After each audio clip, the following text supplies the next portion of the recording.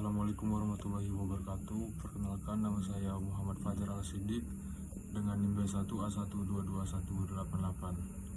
Di sini saya akan menjawab kuis mata kuliah hukum perikatan. Soal yang pertama, apa yang menjadi isu hukum dari pasal tersebut? Isu hukum yang menjadi fokus dalam tulisan tersebut adalah tentang force majeure dan bagaimana hal ini berpengaruh pada kontrak konstruksi, terutama dalam situasi pandemi COVID-19.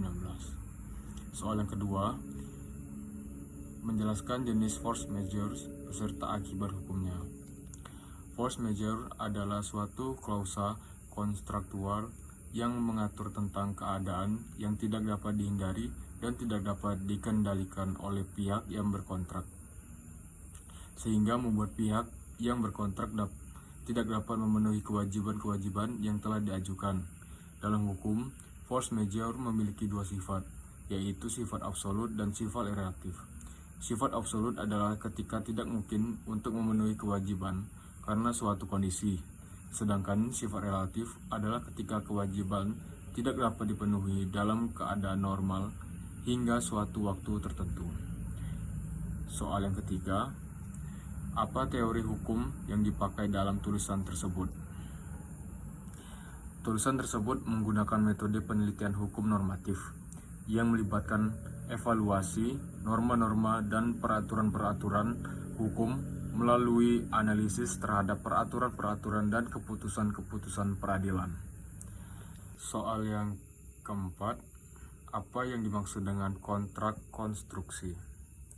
Kontrak konstruksi adalah suatu perjanjian yang dibuat antara pemerintah dan kontraktor untuk melakukan pekerjaan konstruksi, seperti pembangunan infrastruktur, jalan, jembatan, dan lain-lain.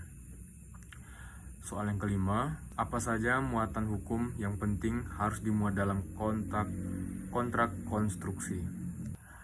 Muatan hukum yang penting yang harus dimuat dalam kontrak konstruksi adalah: yang pertama, klausa force majeure yang jelas dan spesifik. Yang kedua, klausa tentang tanggung jawab dan akibat hukum jika terjadi kegagalan dalam pelaksanaan kontrak. Yang ketiga, klausa tentang biaya dan waktu pelaksanaan. Yang kelima, klausa tentang kewajiban dan tanggung jawab pihak-pihak yang berkontrak.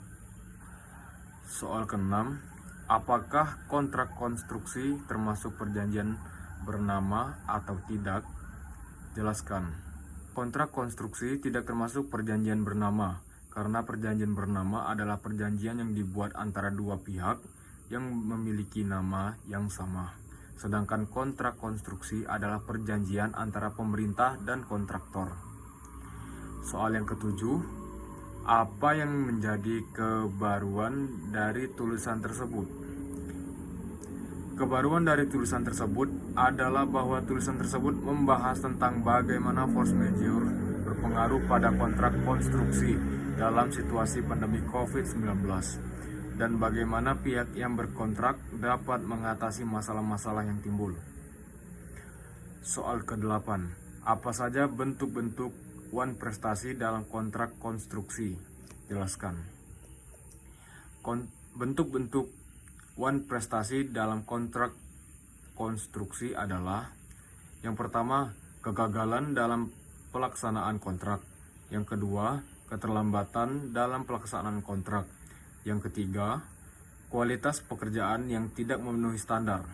Dan yang keempat, biaya yang tidak sesuai dengan yang telah dijanjikan.